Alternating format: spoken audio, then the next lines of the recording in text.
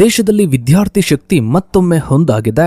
ಇಡೀ ದೇಶದ ಗಮನ ಸೆಳೆದಿರೋ ಈ ಬೃಹತ್ ಹೋರಾಟ ಈಗ ಯಾವ ಹಂತಕ್ಕೆ ಬಂದು ತಲುಪಿದೆ ಅಂದ್ರೆ ನೇರವಾಗಿ ಪ್ರಧಾನಿ ಮೋದಿ ರಾಜೀನಾಮೆ ನೀಡಲೇಬೇಕು ಅನ್ನೋ ಹಂತಕ್ಕೆ ಬಂದು ತಲುಪಿದೆ. ರಸ್ತೆಗಿಳಿದಿರುವ ಲಕ್ಷಾಂತರ ವಿದ್ಯಾರ್ಥಿಗಳು, ಮೊಳಗುತ್ತಿರುವ ಘೋಷಣೆಗಳು, ದೇಶದಾದ್ಯಂತ ನಡೀತಾ ಇರುವ ಹೋರಾಟ, ಅಷ್ಟಕ್ಕೂ ಈ ಭಾರೀ ಪ್ರಮಾಣದ ವಿದ್ಯಾರ್ಥಿಗಳ ಆಕ್ರೋಶಕ್ಕೆ ಮೂಲ ಕಾರಣವೇನು?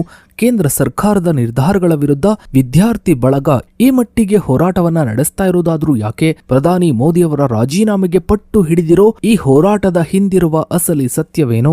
ಇನ್ನೇನು ಕೆಲವೇ ದಿನಗಳಲ್ಲಿ ಬಿಜೆಪಿ ನೇತೃತ್ವದ ಎನ್ಡಿಎ ಮೈತ್ರಿ ಒಕ್ಕೂಟ ಪತನವಾಗುತ್ತೆ, ಮೈತ್ರಿ ಸರ್ಕಾರ ಪತನವಾಗುತ್ತೆ ಅಂತ ರಾಜಕೀಯ ಪಂಡಿತರು ಹೇಳ್ತಾ ಇರೋದಾದ್ರೂ ಯಾಕೆ? ಇದರ ಬಗ್ಗೆನೇ ಒಂದು ವಿಶೇಷ ವರದಿ ಇದೆ, ಬನ್ನಿ ನೋಡ್ತಾ ಹೋಗೋಣ. ಸ್ನೇಹಿತರೆ, ಭಾರತದಲ್ಲಿ ಇತ್ತೀಚೆಗೆ ಭುಗಿಲೆದ್ದಿರುವ ರಾಷ್ಟ್ರವ್ಯಾಪಿ ವಿದ್ಯಾರ್ಥಿಗಳ ಹೋರಾಟವು ಕೇವಲ ಶೈಕ್ಷಣಿಕ ಬಿಕ್ಕಟ್ಟಾಗಿ ಉಳಿಯದೆ ಆಡಳಿತ ಪಕ್ಷ ಅಂದ್ರೆ ಕೇಂದ್ರ ಸರ್ಕಾರದ ವಿಶ್ವಾಸಾರ್ಹತೆ ಮತ್ತು ಸ್ಥಿರತೆಯನ್ನ ಪ್ರಶ್ನಿಸುವ ಬೃಹತ್ ರಾಜಕೀಯ ಬಿಕ್ಕಟ್ಟಾಗಿ ರೂಪಾಂತರಗೊಂಡಿದೆ. ರಾಷ್ಟ್ರೀಯ ಅರ್ಹತಾ ಪ್ರವೇಶ ಪರೀಕ್ಷೆ ಅಂದ್ರೆ ನೀಟ್ ಪ್ರಶ್ನೆ ಪತ್ರಿಕೆ ಸೋರಿಕೆ ಮತ್ತು ವ್ಯವಸ್ಥಿತ ಪರೀಕ್ಷಾ ಅಕ್ರಮಗಳ ವಿರುದ್ಧ ಲಕ್ಷಾಂತರ ವಿದ್ಯಾರ್ಥಿಗಳು ಹಾಗೂ ಅವರ ಕುಟುಂಬಗಳು ಬೀದಿಗಿಳಿದು ಆಕ್ರೋಶವನ್ನ ವ್ಯಕ್ತಪಡಿಸ್ತಾ ಇವೆ. ಈ ಆಂದೋಲನವು ಕೇವಲ ಪರೀಕ್ಷಾ ಮಂಡಳಿಯ ಸುಧಾರಣೆಗೆ ಸೀಮಿತವಾಗಿರದೆ ನೇರವಾಗಿ ಪ್ರಧಾನಿ ನರೇಂದ್ರ ಮೋದಿ ಅವರ ರಾಜೀನಾಮೆಗೆ ಮತ್ತು ಕೇಂದ್ರ ಶಿಕ್ಷಣ ಸಚಿವರ ರಾಜೀನಾಮೆ ಮಟ್ಟಕ್ಕೆ ತಲುಪಿದೆ. ಪೊಲೀಸ್ ಇಲಾಖೆಯ ಕಠಿಣ ದಮನಕಾರಿ ಕ್ರಮಗಳು, ದೇಶದ ವಿವಿಧ ಭಾಗಗಳಲ್ಲಿ ನಡೆದ ಲಾಠಿ ಪ್ರಹಾರಗಳು, ಲಾಠಿ ಚಾರ್ಜ್ಗಳು ಮತ್ತು ಪ್ರಮುಖ ಸಾಮಾಜಿಕ ಕಾರ್ಯಕರ್ತರ ದೀರ್ಘಾವಧಿ ಉಪವಾಸ ಸತ್ಯಾಗ್ರಹಗಳು ಈ ಆಂದೋಲನಕ್ಕೆ ಐತಿಹಾಸಿಕ ಆಯಾಮವನ್ನ ತಂದುಕೊಟ್ಟಿದೆ. ಸ್ನೇಹಿತರೆ, ಮೇ 3, 2026ರಂದು ದೇಶದಾದ್ಯಂತ ಸುಮಾರು 2.27 ಮಿಲಿಯನ್ಗಿಂತಲೂ ಹೆಚ್ಚು ವೈದ್ಯಕೀಯ ಆಕಾಂಕ್ಷಿಗಳಿಗೆ ನಡೆಸಲಾದ ನೀಟ್ ಯುಜಿ ಪರೀಕ್ಷೆಯು ಆರಂಭದಿಂದಲೇ ವಿವಾದದ ಸುಳಿಗೆ ಸಿಲುಕಿತ್ತು. ಪರೀಕ್ಷೆ ಮುಗಿದ ಕೆಲವೇ ಗಂಟೆಗಳಲ್ಲಿ ರಾಜಸ್ಥಾನದ ಸಿಕ್ಕರ್ ಸೇರಿದಂತೆ ಪ್ರಮುಖ ಶೈಕ್ಷಣಿಕ ಕೇಂದ್ರಗಳಲ್ಲಿ ಪ್ರಶ್ನೆ ಪತ್ರಿಕೆಗಳು ಸೋರಿಕೆಯಾಗಿವೆ ಎಂಬ ಗಂಭೀರ ಆರೋಪಗಳು ಕೇಳಿಬಂದವು. ತನಿಖಾ ಸಂಸ್ಥೆಗಳ ಪ್ರಾಥಮಿಕ ವರದಿಗಳ ಪ್ರಕಾರ ವಾಟ್ಸಪ್ ಸೇರಿದಂತೆ ಇತರ ಸಾಮಾಜಿಕ ಮಾಧ್ಯಮಗಳಲ್ಲಿ ಮುಂಚಿತವಾಗಿ ಹಂಚಿಕೊಳ್ಳಲಾದ ಪ್ರಶ್ನೆಗಳಿಗೂ ಹಾಗೂ ಅಧಿಕೃತ ಪರೀಕ್ಷಾ ಪತ್ರಿಕೆಯ ರಸಾಯನಶಾಸ್ತ್ರ ಮತ್ತು ಜೀವಶಾಸ್ತ್ರ ವಿಭಾಗಗಳ ಪ್ರಶ್ನೆಗಳಿಗೂ ನಡುವೆ 80%ಕ್ಕಿಂತ ಹೆಚ್ಚು ಸಾಮ್ಯತೆ ಇರುವುದು ಪತ್ತೆಯಾಯಿತು. ರಸಾಯನಶಾಸ್ತ್ರ ವಿಭಾಗದ ಸುಮಾರು 140 ಪ್ರಶ್ನೆಗಳು ಸಂಪೂರ್ಣವಾಗಿ ಹೋಲಿಕೆಯಾಗಿದ್ವು.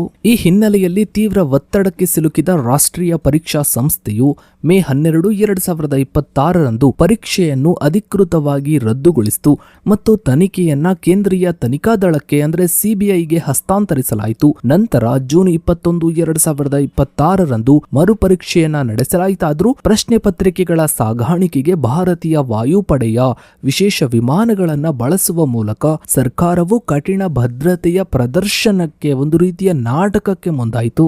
ಆದರೂ ಜುಲೈ 16ರಂದು ಪ್ರಕಟವಾದ ಫಲಿತಾಂಶಗಳಲ್ಲಿ ವಿದ್ಯಾರ್ಥಿಗಳ ಸ್ವಯಂ ಮೌಲ್ಯಮಾಪನಕ್ಕೂ ಮತ್ತು ಅಧಿಕೃತ ಅಂಕಗಳಿಗೂ ನಡುವೆ ಭಾರಿ ವ್ಯತ್ಯಾಸಗಳು ಕಂಡುಬಂದ ಹಿನ್ನೆಲೆಯಲ್ಲಿ ದೇಶದಾದ್ಯಂತ ಆಕ್ರೋಶದ ಎರಡನೇ ಅಲೆ ಸೃಷ್ಟಿಯಾಯಿತು.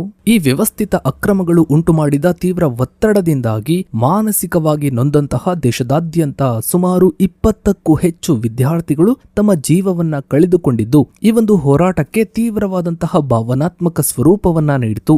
ಪರೀಕ್ಷಾ ಮಂಡಳಿಗಳ ವಿಶ್ವಾಸಾರ್ಹತೆ ಸಂಪೂರ್ಣವಾಗಿ ಕುಸಿದಿರುವುದಕ್ಕೆ ನೈತಿಕ ಹೊಣೆ ಹೊತ್ತು ಕೇಂದ್ರ ಶಿಕ್ಷಣ ಸಚಿವ ಧರ್ಮೇಂದ್ರ ಪ್ರಸಾದ್ ರಾಜೀನಾಮೆ ನೀಡಬೇಕೆಂದು ವಿದ್ಯಾರ್ಥಿಗಳು ತೀವ್ರ ಪ್ರತಿಭಟನೆಯನ್ನ ಆರಂಭಿಸಿದರು. ಇನ್ನು ಸ್ನೇಹಿತರೆ, ಶೈಕ್ಷಣಿಕ ವ್ಯವಸ್ಥೆಯ ಸುಧಾರಣೆಗಾಗಿ ದೆಹಲಿಯ ಜಂತರ್ ಮಂತರ್ನಲ್ಲಿ ಆರಂಭವಾದ ಶಾಂತಿಯುತ ಪ್ರತಿಭಟನೆಗೆ ಜೂನ್ 28, 2026ರಂದು ಖ್ಯಾತ ಶಿಕ್ಷಣ ಸುಧಾರಕ ಮತ್ತು ಪರಿಸರವಾದಿ ಹಾಗೂ ಸೈಂಟಿಸ್ಟ್ ಆಗಿರುವಂತಹ ಸೋನಂ ವಾಂಗ್ಚುಕ್ ಅವರು ಬೆಂಬಲವನ್ನ ಸೂಚಿಸಿದ್ರು. ವಿದ್ಯಾರ್ಥಿ ಸಂಘಟನೆಗಳ ಜೊತೆಗೂಡಿದ ಇವರು ಪರೀಕ್ಷಾ ಸಂಸ್ಥೆಗಳ ಸ್ವಾಯತ್ತತೆ ಮರುಸ್ಥಾಪನೆ ಮತ್ತು ಶಿಕ್ಷಣ ಸಚಿವರ ರಾಜೀನಾಮೆಗೆ ಒತ್ತಾಯಿಸಿ ಉಪವಾಸ ಸತ್ಯಾಗ್ರಹವನ್ನ ಪ್ರಾರಂಭಿಸಿದರು.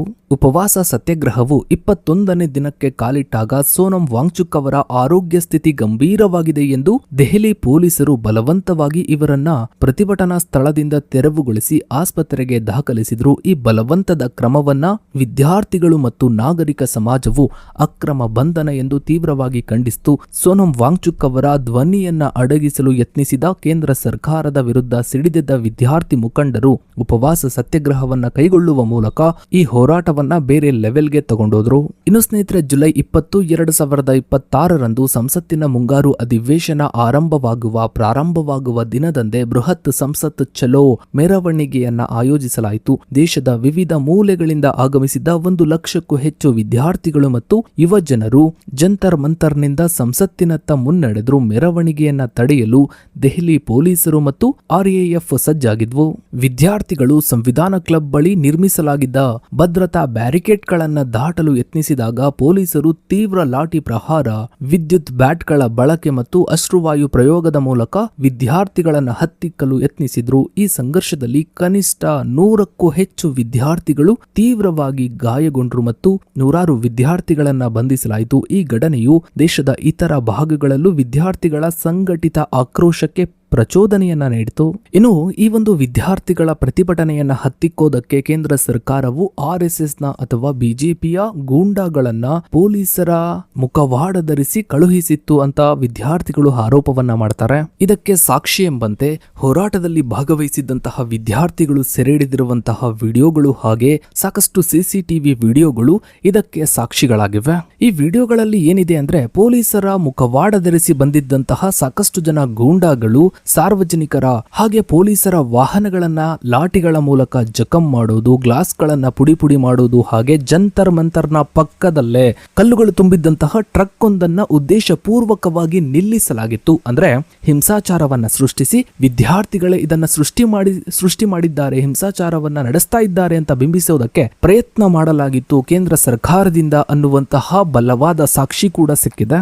ಇನ್ನು ಇದಷ್ಟೇ ಅಲ್ಲದೆ ಯಾವುದೇ ನಾಮಫಲಕ ಅಂದ್ರೆ ನೇಮ್ ಬೋರ್ಡ್ ಇಲ್ಲದೆ, ಯೂನಿಫಾರ್ಮ್ ಇಲ್ಲದೆ ಸಾಕಷ್ಟು ಜನ ಲಾಠಿಗಳನ್ನ ಹಿಡ್ಕೊಂಡು ಬಂದಿದ್ರು. ಆ ಲಾಠಿಗಳಿಗೆ ಮಳೆಗಳನ್ನು ಕೂಡ ಹೊಡ್ಕೊಂಡು ಬಂದಿದ್ರು. ಅಂದ್ರೆ ಪೊಲೀಸರ ನೆಪದಲ್ಲಿ RSS ಹಾಗೂ ಬಿಜೆಪಿ ತನ್ನ ಗೂಂಡಾಗಳನ್ನ ಕಳುಹಿಸಿತ್ತು ಎಂದು ವಿದ್ಯಾರ್ಥಿಗಳು ಆರೋಪವನ್ನ ಮಾಡ್ತಿದ್ದಾರೆ. ಇನ್ನು ಸ್ನೇಹಿತರೆ, ವಿದ್ಯಾರ್ಥಿಗಳ ಮೇಲಿನ ದಮನಕಾರಿ ಕ್ರಮಗಳ ನಂತರ ಹೋರಾಟವು ನೇರವಾಗಿ ಕೇಂದ್ರ ಸರ್ಕಾರದ ನಾಯಕತ್ವದ ವಿರುದ್ಧ ದೊಡ್ಡ ಸಮರವಾಗಿ ಬದಲಾಯಿತು. ಜುಲೈ 21, 22ರಂದು ಸಂಸತ್ತಿನ ಉಭಯ ಸದನಗಳಲ್ಲಿ ಪ್ರತಿಭಟನೆಗಳು ತೀವ್ರಗೊಂಡು ಕಲಾಪಗಳನ್ನ ಮುಂದೂಡಲಾಯಿತು. ಲೋಕಸಭೆಯ ವಿರೋಧ ಪಕ್ಷದ ನಾಯಕ ರಾಹುಲ್ ಗಾಂಧಿ, ಪ್ರಿಯಾಂಕಾ ಗಾಂಧಿ ಮತ್ತು ಮಲ್ಲಿಕಾರ್ಜುನ್ ಖರ್ಗೆ ಸೇರಿದಂತೆ ಪ್ರಮುಖ ನಾಯಕರು ದೆಹಲಿಯ ಲೋಕ ಕಲ್ಯಾಣ ಮಾರ್ಗದಲ್ಲಿರುವ ಪ್ರಧಾನಿ ನರೇಂದ್ರ ಮೋದಿ ಅವರ ಅಧಿಕೃತ ನಿವಾಸದ ಮುಂದೆ ಧರಣಿ ಕೂತರು. ಪ್ರಧಾನಿ ನಿವಾಸದ ಮುಂಭಾಗದಲ್ಲಿ ಧರಣಿ ಕೂತ ರಾಹುಲ್ ಗಾಂಧಿ, ಯುವ ಪೀಳಿಗೆಯ ಮೇಲಿನ ದಾಳಿಯು ದೇಶದ ಪ್ರತಿಯೊಂದು ಕುಟುಂಬದ ಮೇಲಿನ ದಾಳಿಯಾಗಿದೆ ಎಂದು ಆಕ್ರೋಶವನ್ನ ವ್ಯಕ್ತಪಡಿಸಿದರು. ದೇಶದಲ್ಲಿ ಕಳೆದ 10 ವರ್ಷಗಳಲ್ಲಿ 152ಕ್ಕೂ ಹೆಚ್ಚು ಪ್ರಶ್ನೆ ಪತ್ರಿಕೆಗಳು ಸೋರಿಕೆಯಾಗಿದ್ದು ಸುಮಾರು 7.5 ಕೋಟಿ ವಿದ್ಯಾರ್ಥಿಗಳ ಶೈಕ್ಷಣಿಕ ಹಿತಾಸಕ್ತಿಗೆ ಧಕ್ಕೆಯಾಗಿದೆ ಎಂದು ವಿರೋಧ ಪಕ್ಷಗಳು ಆರೋಪಿಸಿದ್ವು. ಪ್ರಧಾನಿ ನರೇಂದ್ರ ಮೋದಿ ಮತ್ತು ಗೃಹ ಸಚಿವ ಅಮಿತ್ ಶಾ ಅವರು ಈ ವ್ಯವಸ್ಥಿತ ವೈಫಲ್ಯಗಳಿಗೆ ಮತ್ತು ಪೊಲೀಸ್ ದೌರ್ಜನ್ಯಕ್ಕೆ ನೇರ ಹೊಣೆ ಹೊತ್ತು ತಕ್ಷಣವೇ ರಾಜೀನಾಮೆ ನೀಡಬೇಕು ಎಂದು ಒತ್ತಾಯಿಸಲಾಯಿತು. ಧರಣಿ ನಿರತ ಸಂಸದರು ಮತ್ತು ನಾಯಕರನ್ನು ದೆಹಲಿ ಪೊಲೀಸರು ವಶಕ್ಕೆ ಪಡೆದು ಬಸ್ಗಳಲ್ಲಿ ಸಾಗಿಸಿದರು. ಸದ್ಯಕ್ಕೀಗ ಪ್ರಧಾನಿ ನರೇಂದ್ರ ಮೋದಿ ಅವರು ಟ್ವೀಟ್ಗಳನ್ನು ಮಾಡೋದು, ಮಧ್ಯರಾತ್ರಿ ವಿಡಿಯೋಗಳನ್ನ, ಸೆಲ್ಫಿ ವಿಡಿಯೋಗಳನ್ನ ಮಾಡಿ ಅಪ್ಲೋಡ್ ಮಾಡೋದು, ಈ ರೀತಿ ನಾನಾ ರೀತಿಯ ನಾಟಕಗಳನ್ನ ಮಾಡ್ತಾ ಇದ್ದಾರೆ. ನಾನಾ ರೀತಿಯ ಸುಳ್ಳು ಆಶ್ವಾಸನೆಗಳನ್ನ ಕೊಡ್ತಾ ಇದ್ದಾರೆ. ಆದ್ರೆ ವಿದ್ಯಾರ್ಥಿಗಳು ಯಾವುದಕ್ಕೂ ಕೂಡ ಜಗ್ಗದೆ ಮತ್ತೆ ನಾವು ಮೋಸ ಹೋಗೋದಕ್ಕೆ ರೆಡಿ ಇಲ್ಲ, ರಾಜೀನಾಮೆ ಕೊಟ್ಟು ಜಾಗ ಖಾಲಿ ಮಾಡಿ ಅಂತ ನೇರ ಹೇಳ್ತಾ ಇದ್ದಾರೆ. ಇನ್ನು ಮುಂದಿನ ದಿನಗಳಲ್ಲಿ ಈ ಒಂದು ಹೋರಾಟ ದೊಡ್ಡ ಲೆವೆಲ್ಗೆ ಹೋಗ್ಲಿ, ದೇಶದಾದ್ಯಂತ ವ್ಯಾಪಿಸ್ಲಿ, ಭ್ರಷ್ಟ ರಾಜಕಾರಣಿಗಳ ವಿರುದ್ಧ ಈ ಒಂದು ಹೋರಾಟ ಹೀಗೆ ಮುಂದುವರಿಲಿ ಅಂತ ನಾವು ಕೂಡ ಬಯಸ್ತೀವಿ. ಸೊ ಇದಾಗಿತ್ತು ಸ್ನೇಹಿತರೆ ಇವತ್ತಿನ ಈ ಒಂದು ವಿಡಿಯೋದ ಬಗ್ಗೆ ನಿಮ್ಮ ಅನಿಸಿಕೆ ಅಭಿಪ್ರಾಯಗಳನ್ನ ತಪ್ಪದೆ ಕಮೆಂಟ್ ಸೆಕ್ಷನ್ ಅಲ್ಲಿ ಕಮೆಂಟ್ ಮಾಡಿ. ಹಾಗೆ ವಿಡಿಯೋಗೊಂದು ಲೈಕ್ ಮಾಡ್ತಾ ವಿಡಿಯೋನಾದಷ್ಟು ಎಲ್ಲ ಕಡೆ ಶೇರ್ ಮಾಡಿ. ನೀವಿನ್ನು ನಮ್ಮ ಚಾನಲ್ಗೆ ಸಬ್ಸ್ಕ್ರೈಬ್ ಆಗಿಲ್ಲ ಅಂದ್ರೆ ಕೆಳಗಡೆ ಕಾಣ್ತಾ ಇರೋ ಸಬ್ಸ್ಕ್ರೈಬ್ ಬಟನ್ ಕ್ಲಿಕ್ ಮಾಡಿ. ಹಾಗೆ ಪಕ್ಕದಲ್ಲಿ ಕಾಣೋ ಬೆಲ್ ಐಕಾನ್ ಕೂಡ ಕ್ಲಿಕ್ ಮಾಡಿ. Thanks for